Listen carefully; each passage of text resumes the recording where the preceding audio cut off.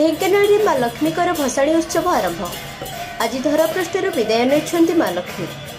ढेंकानाल लक्ष्मी पूजार मौडमणि बोलाउथिबा मीना बजार ठारे आज सकाळु ढेंकानाल जिलापाल सरोज कुमार सेठी नड़िया भांगी भसाणी को आरंभ करछन्ति। कोरोना नीति नियम अनुसार केवल घंटा शंखरे मां को विदाय दिया जाउछि। विभिन्न पूजा बजार सदस्य माने कोरोना नीति नियम को मानि मां को विदाय देउछन्ति। दीर्घ 10 दिन धरी चलिथिबा पूजार आज भसाणी उत्सव पालित हो जाइछि। ढेंकानाल 38 मंडपरे पूजा पाई आसुथिले मां लक्ष्मी। ढेंकानाल पौरपालिका तरफरु निष्पत्ति निया जाइथिबा पुष्करणी मानंकरे मां को विसर्जन करिवार व्यवस्था करा जाइथिला, जेउठिकी मां लक्ष्मी को विसर्जन करा जाइछि।